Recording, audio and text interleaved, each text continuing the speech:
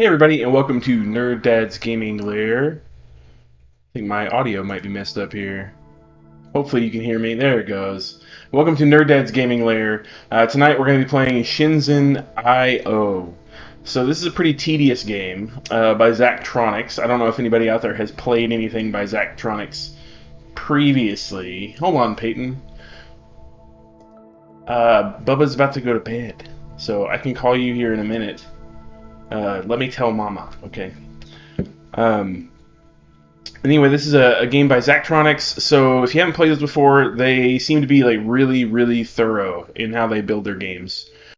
And the idea behind this game is that you are a hardware developer that moves to Shenzhen, China, which is kind of the epicenter of hardware development in the world. They do a lot of hardware development out there. So you've got let's see. I'm gonna find one that's cool. Open Concept CAD. I'm just gonna blow through some of this stuff so you can see. So you basically you have to take these specs down here for a product, and you have to wire all the chips together and code them to give you an outcome. So this is something that I built. You can see down here, it's a passive infrared sensor. It takes some time inputs, the on and off time, the current time from a clock, and then you run it through a couple of chips using some, they call them accumulators, they're kind of registers. So you can store numbers, you can do some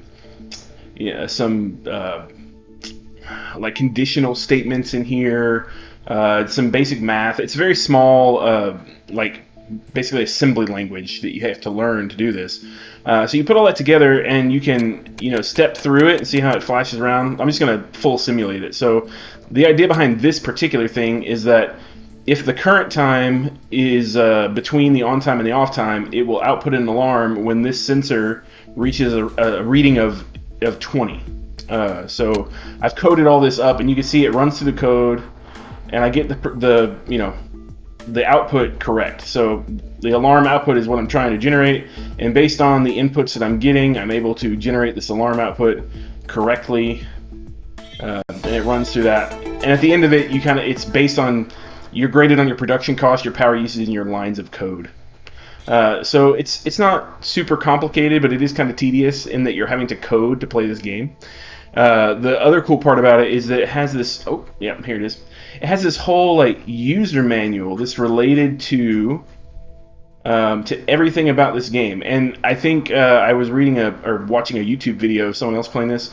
When you bought like the enhanced edition of this game, this actually came as a physical hard copy manual, which is pretty cool. But see, you're supposed to put it in with dividers and things, and it's supposed to be a binder that you actually get. Technical document organizer. And, I mean, it's laid out just like you're a new employee at a job. It's a short language reference card for the assembly language you get to use. You get emails about you taking your new job and moving to Shenzhen, China. It's kind of cool. Visa application form. You actually fill this out if you were getting the hard copy of this. You'd fill this out. Yeah, it tells you where to put the dividers, all kinds of stuff. Anyway, it tells you about the different parts of the chips, all that good stuff. How to make the chips sleep, which is super important. And then you have a language reference that's a little bit more in-depth about the base assembly language that you are going to be using. And then you get like manufacturer spec sheets for each individual component that you have at your disposal. So this is one of the microcontrollers that I have available to me right now. I haven't unlocked everything. I have just a couple. But it explains to you the form and function of them. It's pretty interesting. And then down at the very bottom are some like additional sections. Like I had to make this harmonic maximization sound amplifier in one of these. So I had to actually use, this is the spec sheet for the sound amplifier. I had to use this algorithm here. To generate the desired output. So it's kind of cool. It's a lot of detail. Anyway, I've done quite a few of these already, as you can see. I'm skipping prototyping new ideas because it's pretty free form. Like you get to build whatever you want, and they don't really grade you on it. They just assume you're going to do it. So the next one is this one. So this one is you get emails about this from other designers. So this guy is making a game console and he wants some help. He says it's not really as fun as it sounds. They're making a super cheap box for Sleep Cubes. It's a Japanese hotel chain. Anyway, he has the game mostly done, but he wants you to make a module for a wireless controller that comes with it, and then he gives you a few more details. So these details are actually in the design CAD, which I'll open up in a second. Let's pull up my code reference here. So I can open in concept CAD and see I have the design not yet verified, 0 parts. Open design. So this is what I have up. So you get your spec sheet down here. And we just go to work. So I don't have a whole lot of parts available. You see, I don't have a whole lot unlocked.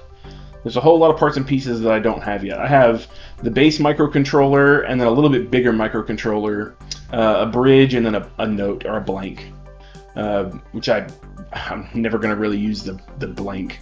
But you can see on the board we have a radio transceiver already in place. So let's see what they want us to do.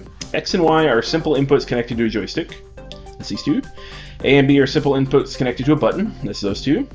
Radio RX is a non-blocking X-bus input connected to a radio receiver. So non-blocking is that it's going to send me serial commands, but I'll show you when we get to it. Non-blocking is just a different way of handling serial commands in this. Radio transmit is an X-bus output connected to a radio transmitter. When a data packet is received over the radio from the game console, respond with the following 3-value data packet, making sure to use the most recent input values. So X and Y, let's see, X, Y, 0 if A equals 0 and B equals 0. 1 if A equals 100 and B equals 0. So we just got to send it the value of X, the value of Y, and a combination of these. That shouldn't be too terribly difficult, honestly. So I know I'm going to need a microcontroller to handle this, and A and B are simple inputs. Okay. So on my microcontrollers here, and I'm going to drag this around a bit. On my microcontrollers, you'll see there's X0, P0, P1, X1. The difference in these two is that the bigger one has more serial inputs and outputs. So it's not super complex, honestly. So these two are simple inputs, and I need, let's see, 0, B equals 0, B equals 0, 100, 200. So I can do that in 3 conditions. I'm going to have to take this A and B and put it into my P1 and P0. So let me cable that up real quick. So I'm going to do some conditional statements here, and we're going to generate a serial output. Now I have serial over here, but I already have 2, and I know I'm going to need at least 1 more to read the serial here. Yeah. The data packet is received over the radio from the game console. Respond with the following 3-value data packet. Yep. Alright. So whenever I get receive, I'm going to have to take that in as a serial connection. Transmit output as a serial connection. So I'll have 2 serial connections here and a serial connection from this controller to that controller. Okay. Simple enough. X and Y are simple inputs. So I have 2 simple inputs here. Let me get the layout right. So we got to connect this X0 to one of these. But I've also got to have P1 available. I don't want to do this. P0 there. I need at least 1. I'd like to do it this way. Let us see. I'm going to wind up using a bridge, I think. So this has to go to P1, but that's an awful lot of work.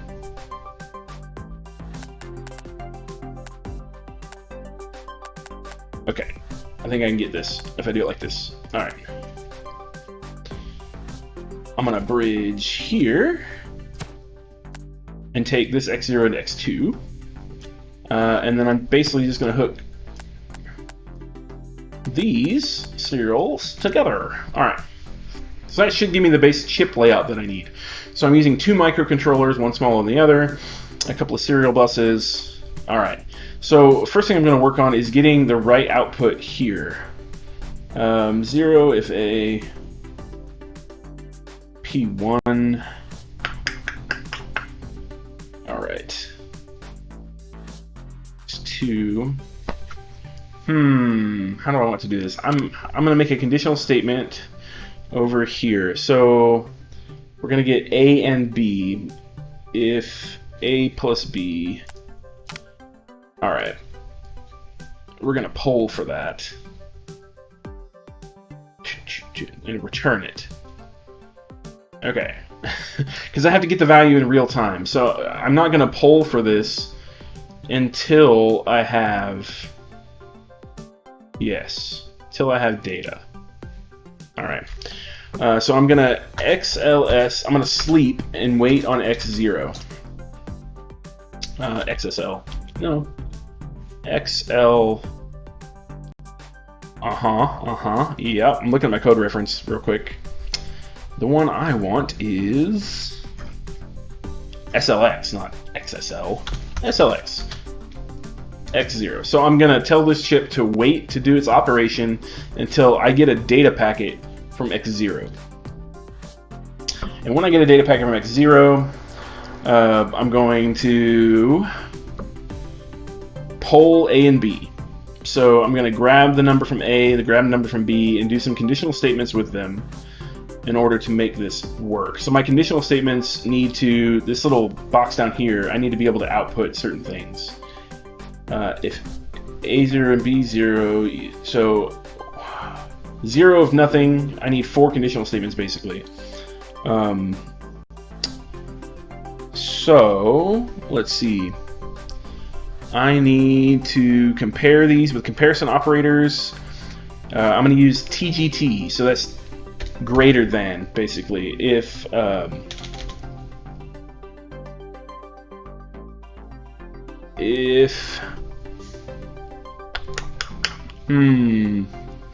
TGT P0, if P0 is greater than B0, P1. All right. So if that happens, then I'm going to send a 1.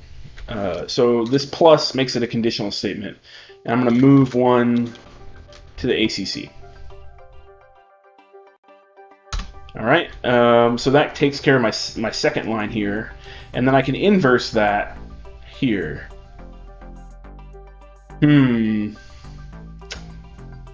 Now if they equal each other, then I have to determine.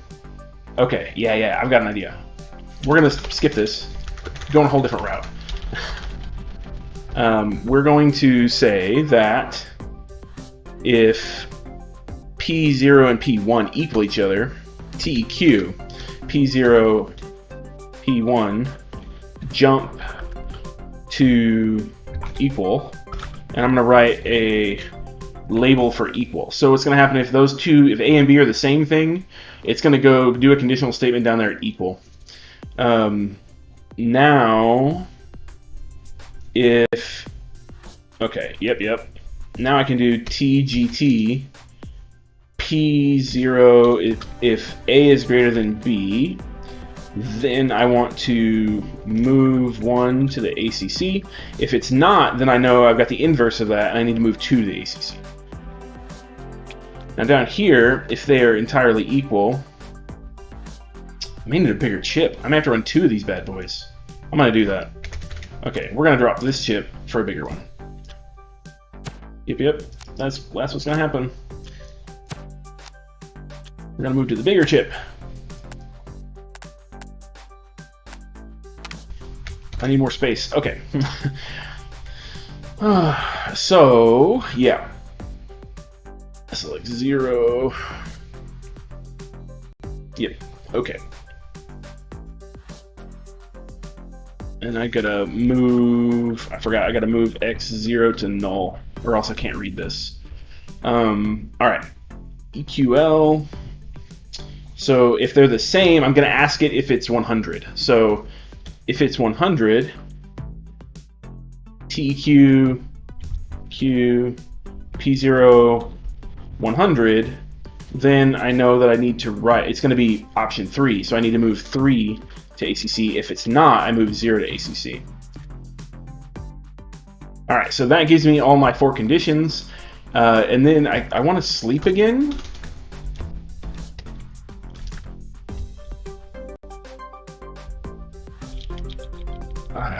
I need to sleep for 1 cycle. Alright, so this is kind of a long poll. And the verification of this, A, B, X, Y, radio, -1s. Alright, radio output. So I've got to have this like ready to go. Alright.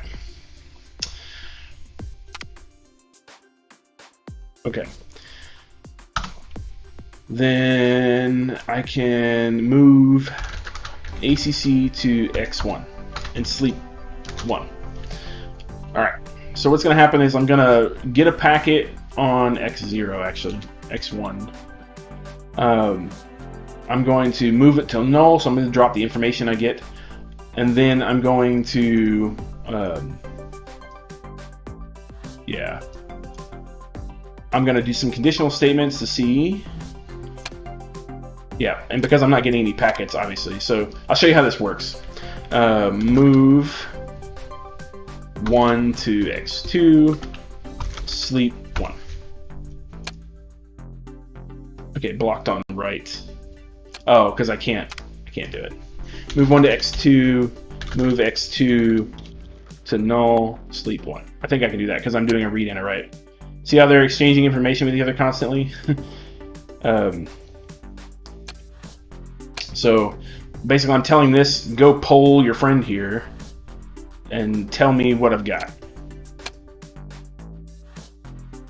And see, I'm getting in ACC, I'm getting some numbers.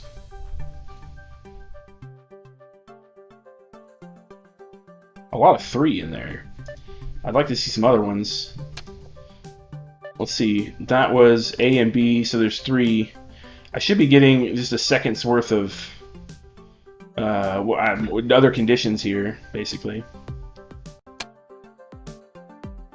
I'm going to step this. I'm going to advance. I'm going to make sure I'm getting a different number here. I get 3 for some reason. Why do I get 3? P0, P1 jump to EQL. Oh. Oh. We're going to have a problem with this. Yup, we're going to have an issue. So, I need more lines of code. Because, so my problem is that I am, I'm not able to jump to end if that's the case. Maybe I can move my conditions around.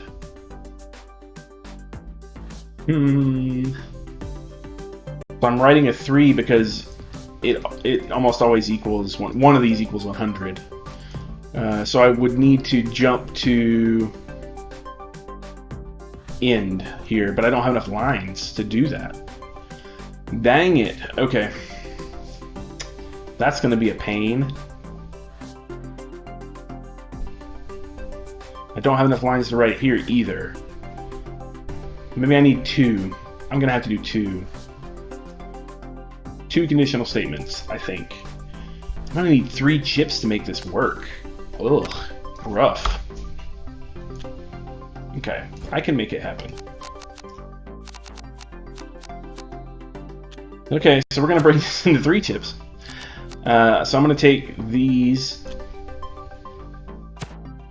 and when A is pressed, yeah, A and B, and then I gotta combine them. Ah, terrible. All right.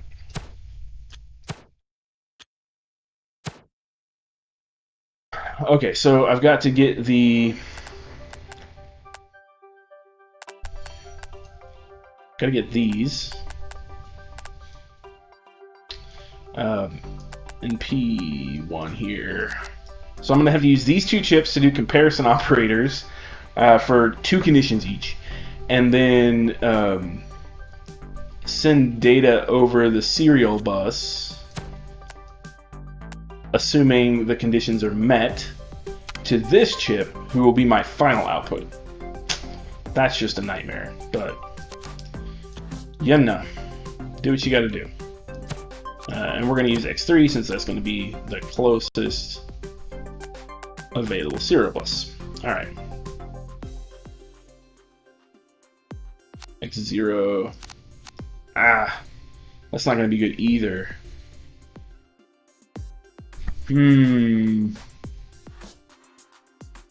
I've got to get this up to that X0. I've got to pull the serial bus over here. Or maybe I'll move this chip over. I knew that. Because I don't need to pull any of the P's, so... Yep, that's what we'll do. We'll get this to work this way. Yep. Alright. So I will be taking in this chip's output and this chip's output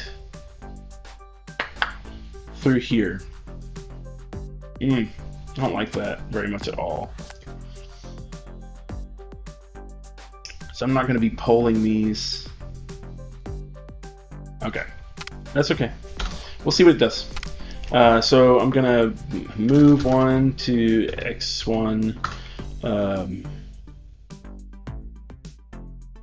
Yeah, move one to X1. Move X1 to null. And sleep 1, just for now. So I've got to determine which chip I need to do each thing on. For this chip, let's go ahead and do the either or conditions on this chip. So we'll do a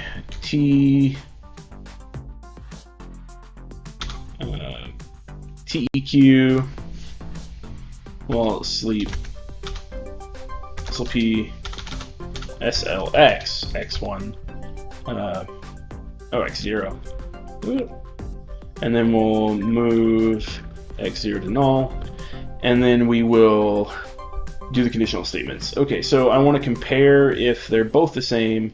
So TEQ P0 P1, if they're equal to each other,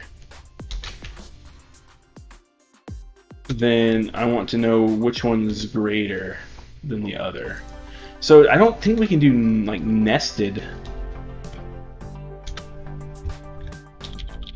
stuff in here. I don't think I can. That's one problem. I don't think you can do nested conditions. So conditional statements, there's very little information they have on conditional statements. There's a whole bunch of labels.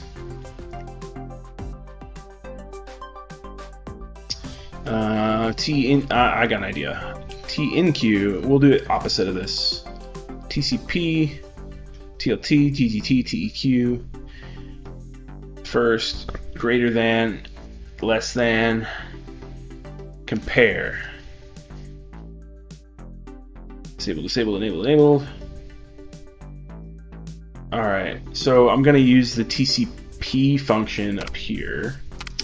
For this one, they just got to be equal.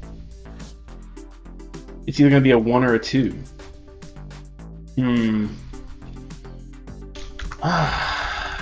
So much pain. Jump to out and then else. So the else is a negative. Jump end, out, end. Yeah, I don't have enough room to do this.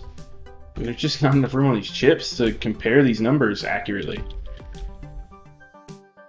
If they both equal 0, I got an idea. Let's get creative. Let's add some numbers to the ACC.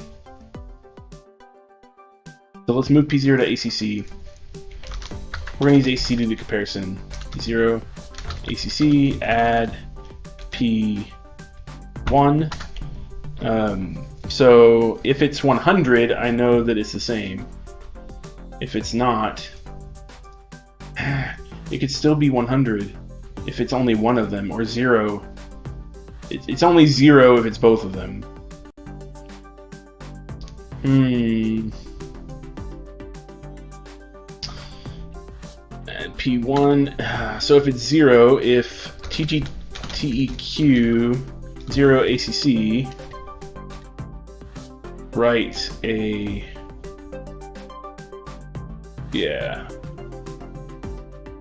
move a 0 to x. I'm not going to move a 0. TEQ. And they've got to be... Oh, it's going to be 200. Aha! TEQ 200 ACC. Then I move a...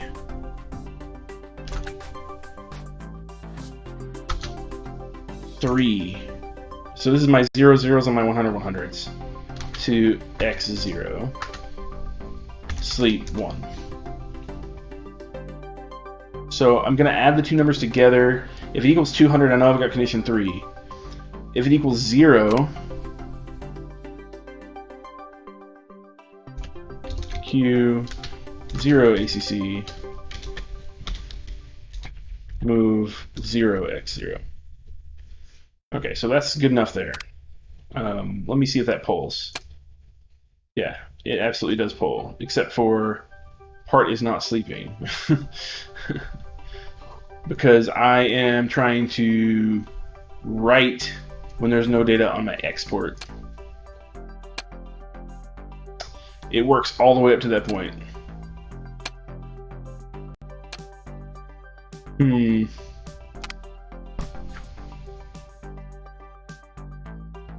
Okay. Because I'm trying to write something and there's nothing written to it.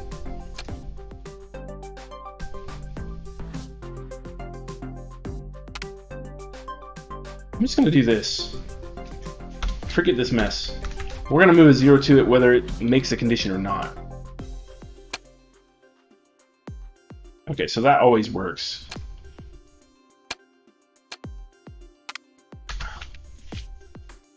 I'm going to move it to the ACC. I want to see what these numbers are.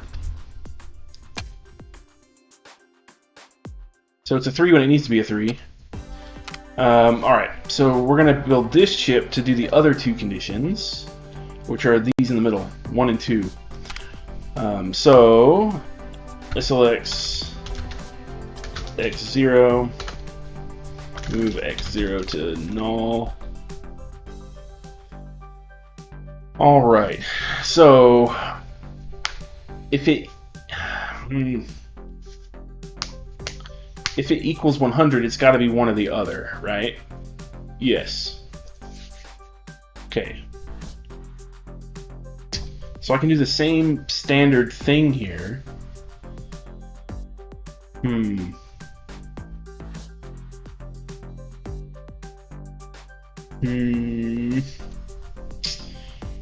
So if it equals 100, I can add it to the ACC, add them together. Move P0 ACC, add P1, not -1. Okay, so if it equals 100, TEQ 100 ACC, then I have to do my comparison operator to know which one's greater than the other.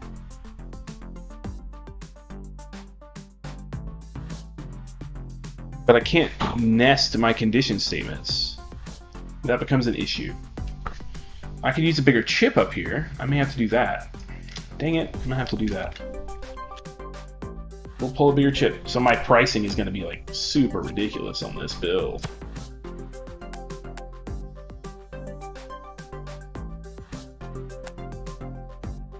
I want to stick to X0.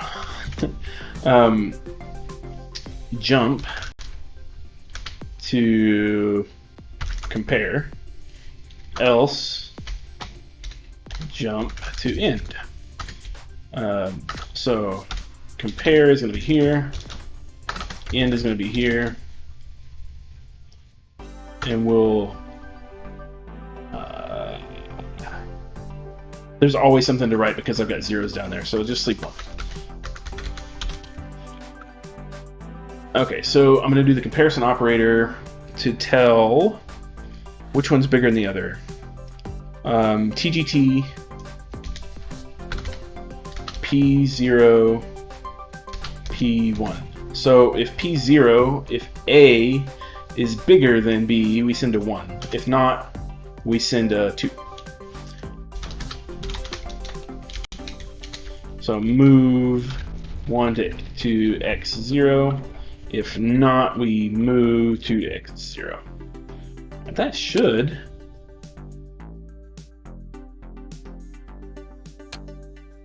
Let's see.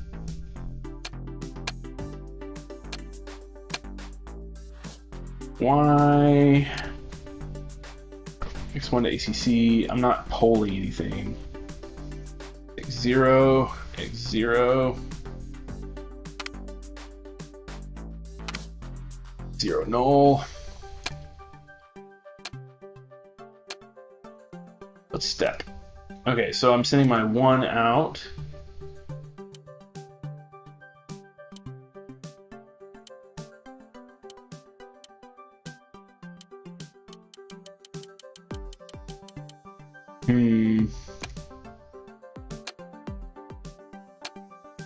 Execute, right? So it wrote.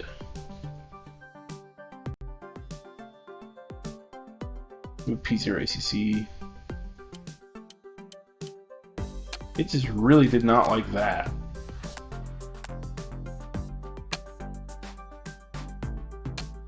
Doesn't like that chip at all. Move X1 ACC. Move 1 X1. SLX X0. So I'm absolutely telling it to sleep. Okay, so I need a command that doesn't do anything. Not, actually. So we're gonna put a not here. Not. Okay, let's see where my steps are.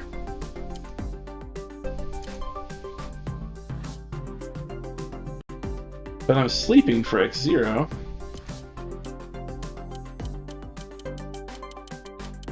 Sleep 1. And then go there. Huh. That should be working. Blocked on read.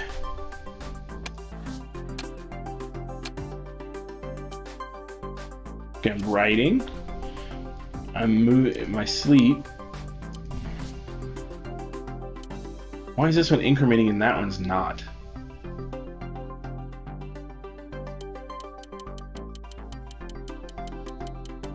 It's waiting for an end.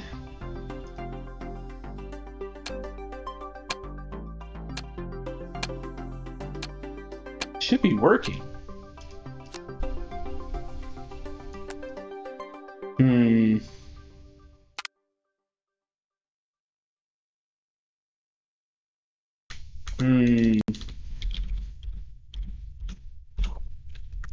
That should be doing it. Advanced.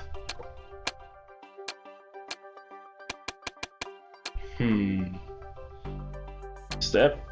Moving 1 to X1. I see that. I'm waiting for X1 to send me data to X0 ports. I have done that.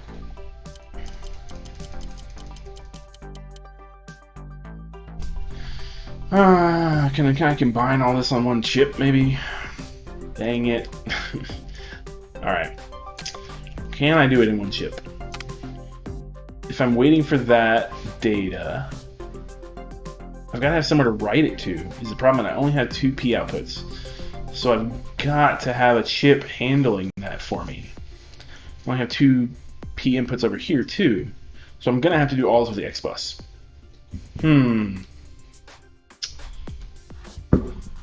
Can I do this in both? TEQ 200. Add P1. So I mean, I'm basically, I've got the same comparison operators. I would have to add a whole other. I'd have to add a whole other comparison operator for this. I don't have any room for that.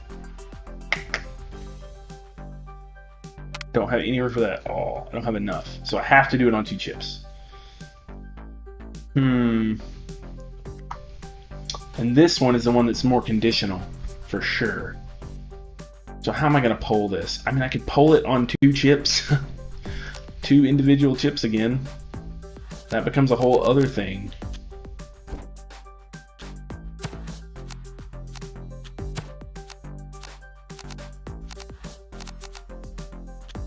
Move this out of the way. So that puts another one of these chips in the poll process. Man, that's just a mess, man.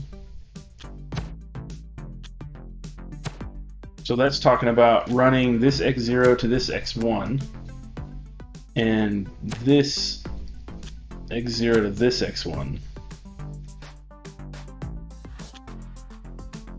Just a whole problem.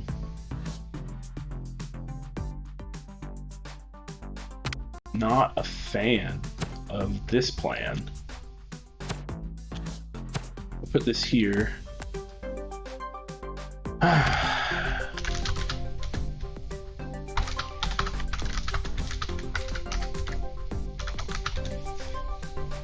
Don't know that it's gonna work. Yeah, I'm still gonna get the same problem. It's this part blocked on read. Because it's putting the data out.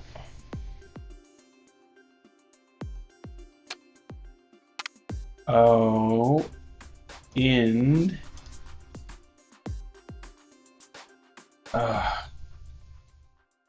Jump end. Oh, I need to add one more line. I get it now. 0x0. That's it. Now I want to see if I do one part.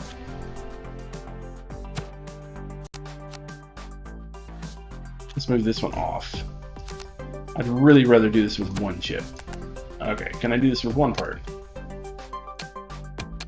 No, I cannot do this with one part. Okay. Verified, that's not possible. Take this same thing.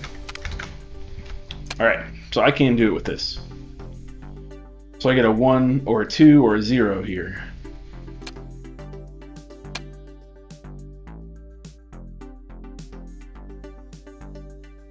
I got a lot of serial data coming in.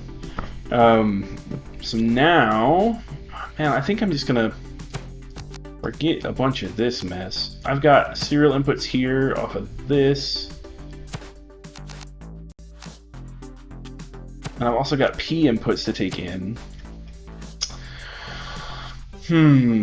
So I can take in 2 serial inputs here, which would be those, 2 serial inputs there, which would be those, and then it's XY. That's enough on this chip.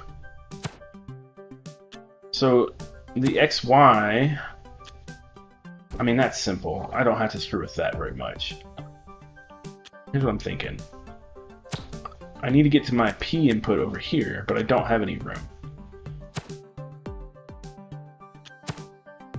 My P0 and P1. I need to line my X's up, I think. So that would let me have that. I can't get these serials over there. The chip layout is just not going to be ideal. How if I put it here? Can I do anything? Well, I need to get both P inputs. Now I could put that there. And then bridge a connection from this to there. But I don't think I can get my P inputs. I can rotate this, that's not a problem. And my P inputs are going to be here, so I can get that one over easy. However, I can't get the other one so easily.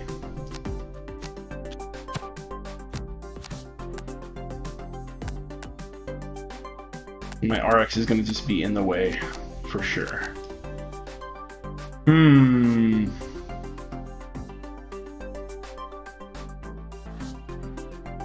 What to do? This is just an awful lot of code to pull.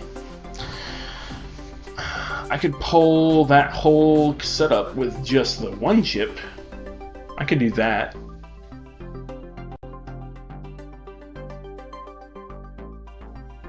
I'm gonna have to pull for both, though. Okay, let's see if I can make that happen with just the one chip. Let's just get the one big chip in here. So this is how you spend most of the time in the game.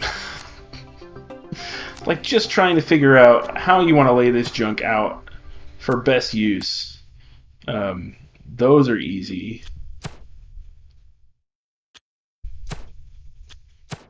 I wish it would tell me which ones those were if I didn't have them that close to each other. Okay.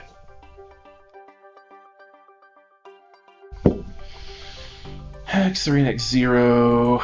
Am I going to be able to get my other P output there? Okay, let's see if I can bring this down and rotate this back around. Put it here. Put that there. Do this again. Ah, not that. That's a mess. This. That. There. Now I've got to get my X inputs in here while also still getting my P input in here.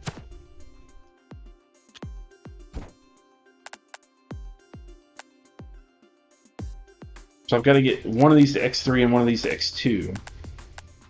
That would be X2.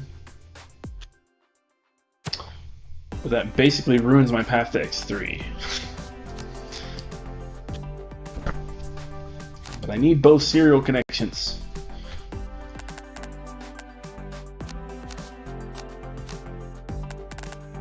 Alright, so if I did that, how do I get this over there? I just run a line through it. It doesn't matter at all. Can I come down further here and loop around? And then do something funny there, maybe? I mean, I'd have to bridge that. There's no way. And I can't push it over any further. I just gotta come around it. Okay. Let me move the radio. Let's see if I can move the radio to over here.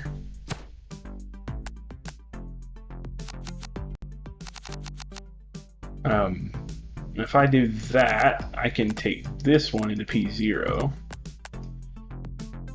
and come around real far, maybe? Oh, there's just not enough room to make this happen. Yeah, because I'm going to have to come way around, and I can only get one around there. Ah.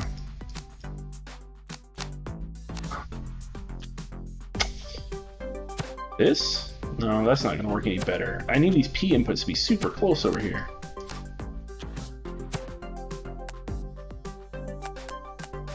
That's not going to work. I have to push it there.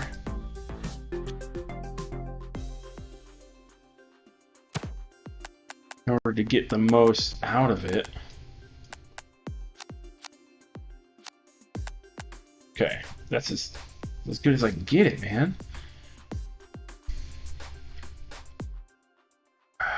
There's just too much to connect. Now, maybe I can do something funny here.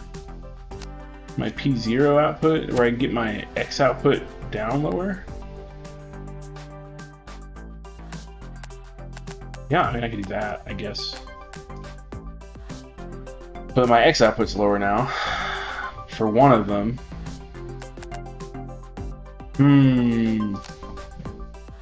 X0 here, X0 there. I want to come to these two X outputs. Gotta have room to get to that P output too. I mean, even in this configuration, I don't have a way to get this over there.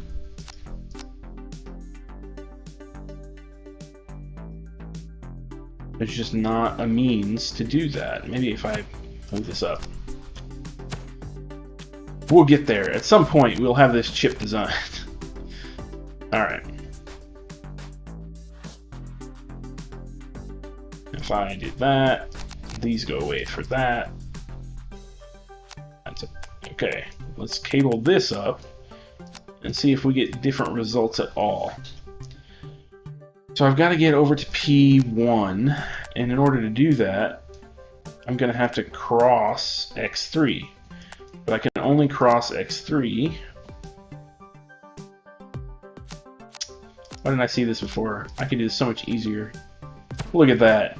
I didn't need all that junk. Ugh. I think I'm straight out. Okay. Straight out of X0 to X2. Well, then that means I can drop this down lower.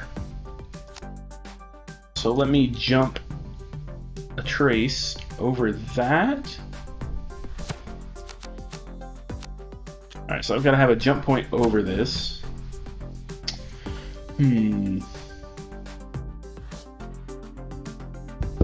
I have a jump point there, I need to have another jump point over this. Yes, we're getting somewhere now. Check out that jazz. Alright, now I hope it was all worth it, and I hope I can do this in one chip. Move 1 to X. Which one am I going to X2? Move 1 to X3. Move X3 null. Move X2 null. Sleep 1. Let's see if this runs. It sure does. Alright. So I've got a bunch of inputs now. Alright. So what I need to do, let's see. XBus connected is RX is a non-blocking connected radio receiver. When data packets received on the radio from the game console. So that tells me that it's either 999 or another number. But I can't sleep for it, I don't think. SLX X0. I think that's not going to work. Yeah, it's going to run all the time if I SLX X0. Basically.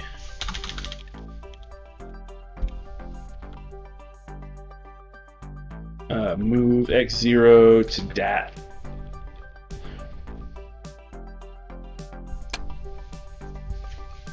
So now I have state.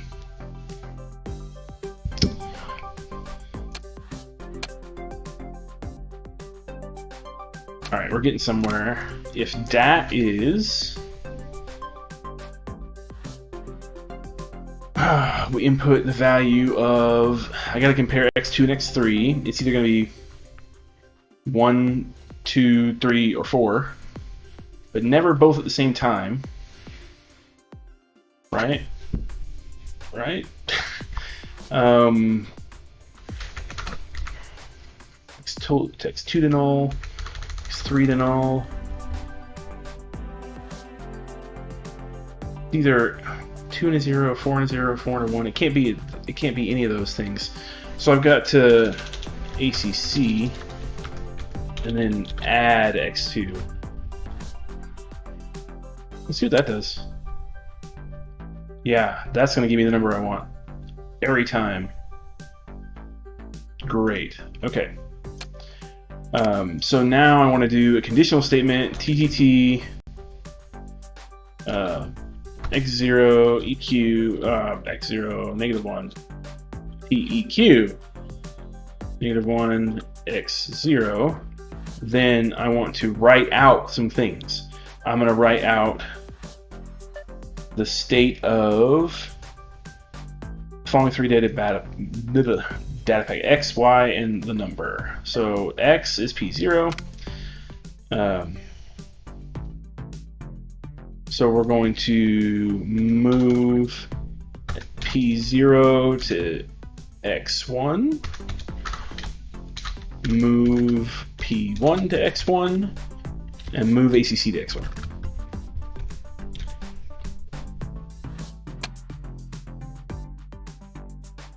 Okay, so it's not running my TEQ. Oh, I want DAT though. I don't want DAT. There we go.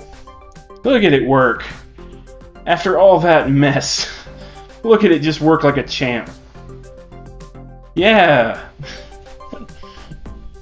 How about it? Let's see how bad it is. Look, my production cost is super high. My power use is super high. My lines income is super high. That tells me that I basically took the absolute hardest, longest way around this challenge. But as you can see, that is the premise of the game. So let's just run through what's going on here for those of you who are just now catching in. I'm taking, based on this, like it said, I've got X and Y simple inputs. Those are my joysticks for this game controller I'm building. A and B are my buttons. So I'm doing comparison operators over here for my buttons, and I'm sending that data over a serial bus to a third chip, which aggregates that data and processes it and sends it out to the radio when called for by the radio. So it gets a radio signal from the game console that pulls the data, and I process that data and send it back to the radio for transmission to the game console.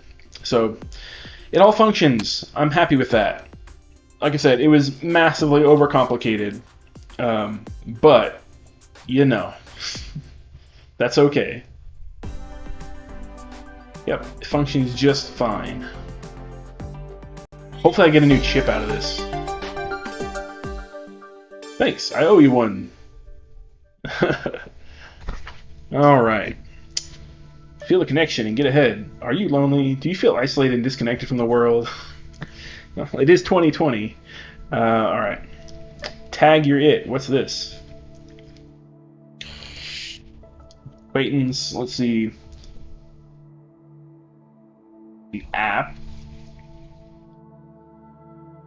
Make some scorekeeping wearables. Okay. A lot of simple inputs, either on or off. Too many for a microcontroller on its own. But get used to the DX300. Sweet. So I get a DX300. That is cool, and I will show you that in this happy little drawing. So this is the DX300, the stepper motor controller.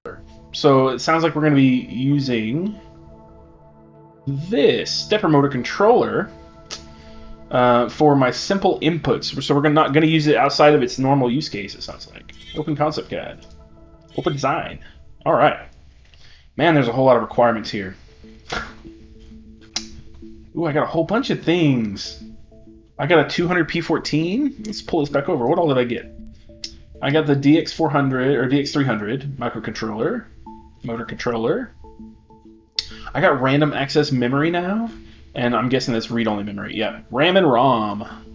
Haven't messed with RAM or ROM. So laser tag equipment. We're going to be building some laser tag equipment here. I guess it's score counters for laser tag things.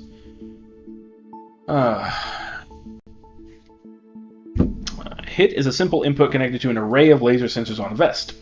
This one. Respawn is a simple input connected to a quick connect jack on a vest. This one. The live is a simple connected to an array of LED lights. Okay. Trigger and reload are simple inputs connected to switches in a replica gun. So trigger and reload. Fire is a simple input connected to laser. When a player is hit, their vest should be set to not alive. When players respawn, their vest should be set to alive. When a player reloads their gun, whether alive or not, their ammo count should be set to the ammo reload value. When a player is alive and pulls a trigger and has ammo remaining, the gun should fire. The ammo count should decrement by 1. To allow for realistic operation of various replica guns, the ammo and reload value is set by the operator using a dial to be read as an X plus input. Okay, so based on what I'm seeing here, I have ROM. I don't know that I need ROM. I'm going to say RAM is my best option. Right. I wonder how this DX300 works. Let's read. The following circuit is a stepper motor. Oh, so it takes all that data. And makes it a serial input. Alright. So I can take my data here, basically from these three things, and make them a serial input on this side. So I'm gonna need some RAM. I foresee that happening. Because I'm gonna have to keep track of current ammo stocks, whether I'm alive or not. Yes. So there's basically two values I'm gonna have to keep track of: if I'm alive or not, and my ammo stock count. I could do that with an ACC. I don't have to necessarily do it with a memory chip. can do it with my DAT and my ACC. Okay. We'll see what I can do. I know I'm going to need the big controller for this. For sure. I think that's really all. But I need 3 inputs. Trigger and reload fire. Players respawn their best field, set to alive. When this happens, they're set to alive. When the player is alive and pulls the trigger, his ammo remaining in the gun should fire. The player reloads their gun, whether alive or not, the ammo count should be set to the reload value. Okay, so I think I can do it with basically 2 chips. I may need 2 big chips. I'm hoping for a big and a small. What I'm going to do is I'm going to run the microcontroller to do hit, respawn, and alive. Yes.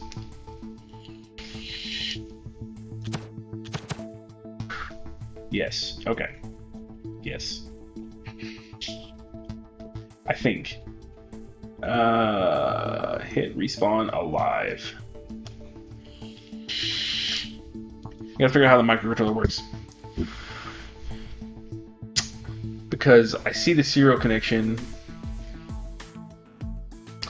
Yeah, it says that the following circuit controls the stepper motor. Digital I/O expander. The motor 0, motor 1, and motor 2 signals, and built-in simple I/O pin P0. Control the remaining motor 3 signal. Okay. Motor 0, motor 1, motor 2. Control the remaining motor and P0 to control the remaining motor 3 signal. So in my example here of this microcontroller, it's showing me move to X3, 110 to X3, 011. Oh, it's binary. Okay, so basically it's going to send me binary values. Okay. I can live with that. It's going to send me some binary values for what's going on here. I think I'm going to have to, just simple chip that to get, binary values to turn into a state. Hit, respawn, and alive. Yes. Yep. So hit is easy. Respawn and alive. Alive symbol have a connected to 80. Yeah, okay. So I'm going to have to send data to alive. I'm going to have to quick connect jack on a array of sensors. So I'm going to have input, I think, from these two and output to this one. So I really want to use that. These 3, trigger, reload, and fire. So these 2 are input and that one's output. Yes. Oh, this is all the wrong chip. That's all serial. I don't want that one. I want the simple chip. It's got P interfaces. Okay. Okay, I think I can do this. So, based on the fact that I need hit and respawn simple inputs, I can take those into here. So those are inputs that are going to go into a base controller, and alive is going to be an output.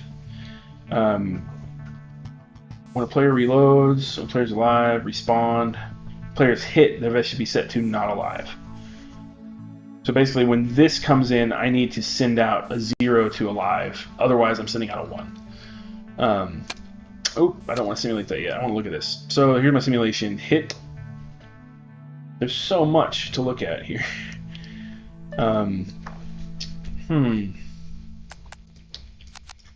Yep. I'm going to back this up one. Pin type mismatch. Oh, I got the wrong chip again? Yes, I got the wrong chip again. I'll put this one over here. I'll back this up to 1. I need a simple interface there, and that one there. Alright, so this is going to determine if I am alive or not, basically, over here. And I'm also going to send the am I alive signal to something else. Probably the serial, which will let me know what I'm going to do over here. So let's just run this first.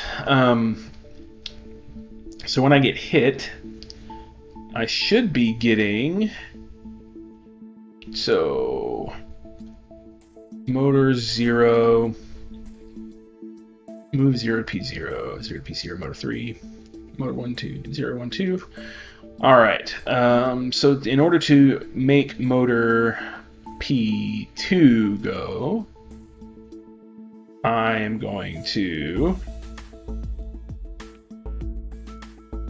be sending 0, 0, 1. Huh, I don't know which one goes first. It doesn't say. 1, 1, 0, 0, 1, 1, and 0, 0, 1. I'm going to assume 0, 0, 1 is P0, 0, 1, 1 is P1, and 1, 1, 0 is that. So if I'm getting 1, 1, 0, I know I've been hit. If I'm getting, or 1, 1, 0, I know I've been respawned.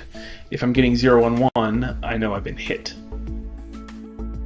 So we're going to SLX X0, so I'm only going to run this when I'm only going to change states whenever I get data from the hitter respawn count. Move X0 to, do I want to move it to the ACC? I really don't have a, yeah, ACC. We're going to do that. And then what I want to know is if I've got TEQ, ACC, 110 is respawn. Yeah, 110 ACC. If I do that, then I want to move 100 to the P0. Otherwise, the only other choice is move 0 to P0. Okay.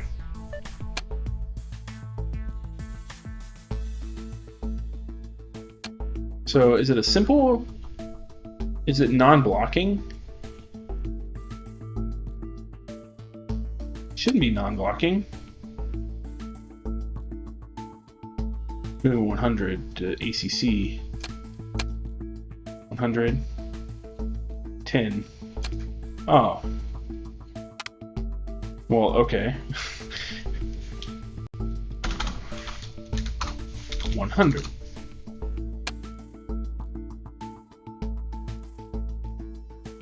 But it's getting data constantly. Why is it getting data constantly?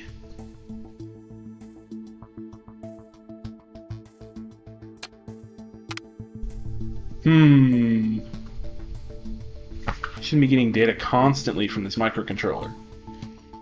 Grr.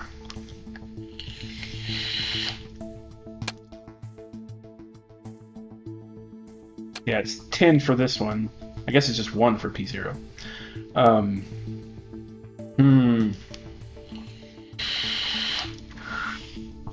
So if it's 100, I know I've been respawned and I need to set it. If it's 10, I know I'm dead. And I need to TQ 10 ACC.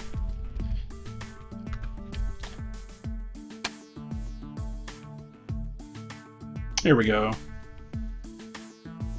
So is my alive work? Simple output. My alive functions as expected. So that will tell me if I'm alive or not.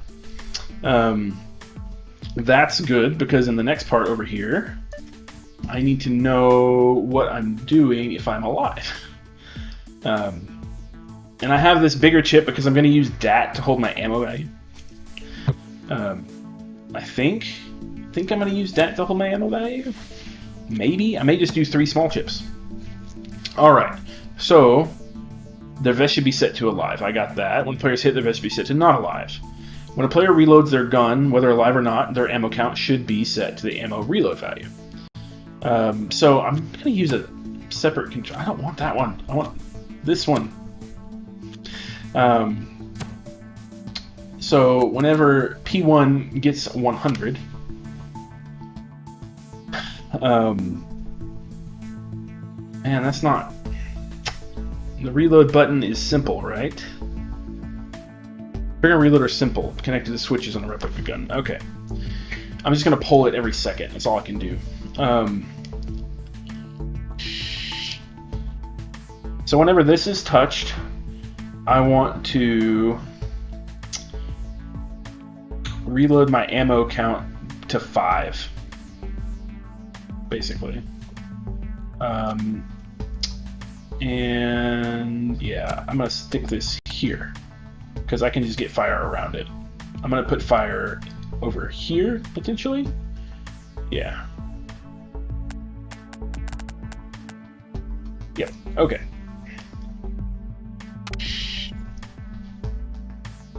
Oh, fire is the other one. Trigger is...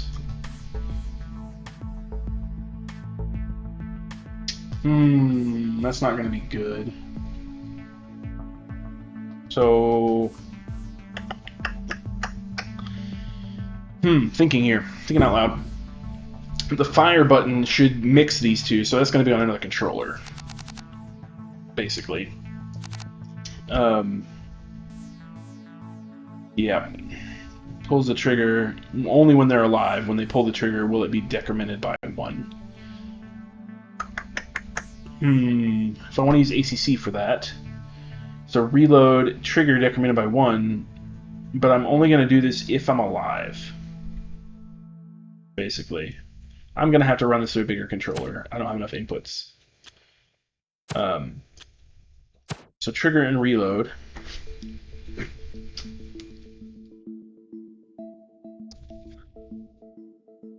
But only if I'm alive. So only if P1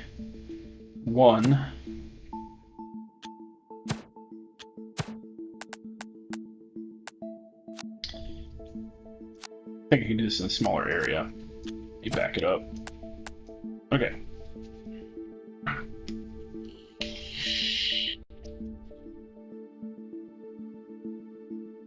So only if I'm alive will I count my ammunition.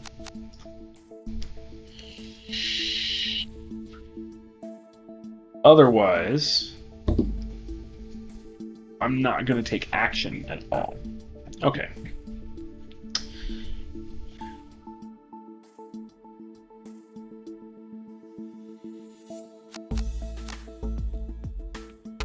Move 0 P0, move 0 P0. I'm going to move 1 to X1. Actually, I'm going to do this on a serial input, and I'm going to SLX X1. So I'm going to pull this every time every time I'm pulling that. SLX X1. X0. My bad. X0. And then I'm going to move X0 to null. And then I'm going to sleep 1. Let's just do that real quick. Make sure that functions.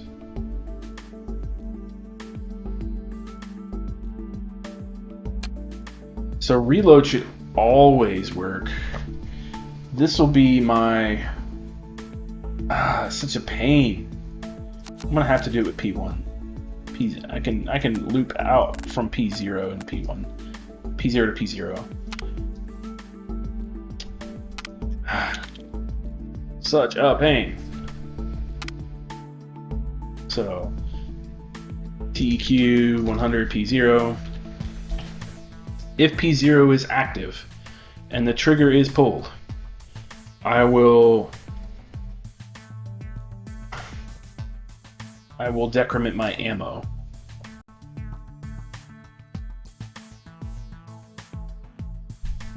Yes. Yes. Okay, I've got a way to do this.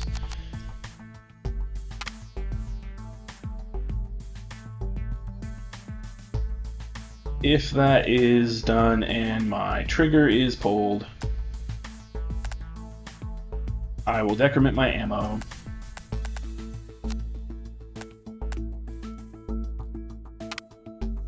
TEQ 100 P0. So if I'm alive and the trigger is pulled, Man, I'm just going to have to convert the trigger pull into a serial number. I'm going to have to do it with another serial adapter, I believe. Because I want these to be more... I want these to be more real time.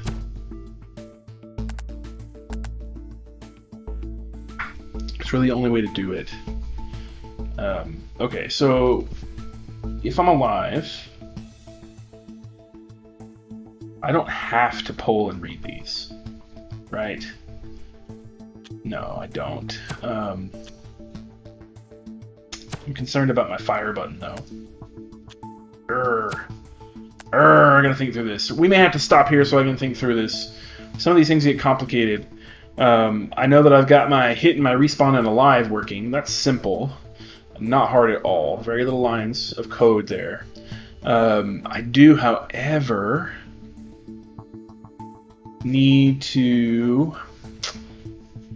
The trigger, reload, fire stuff. So the reload's always got to work. So if I hit reload, I've got to set my ammo up. However, if I pull the trigger and I'm not alive, nothing decrements. That's difficult. I may have to include memory just so I can have two chips talk to the same value.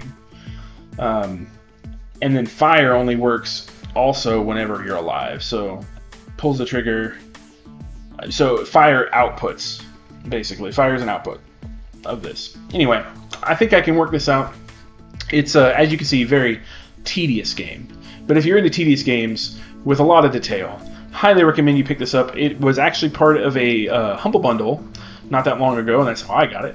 So if you have it and you haven't played it yet, give it a shot. But anyway, thanks for hanging in there. I know this has been one of our more tedious videos with not a whole lot of excitement, but this is a super fun game for me. I love problem solving and math and logic and things like that. So super cool for me. Thanks for hanging in there, guys, and we will catch you nerds later.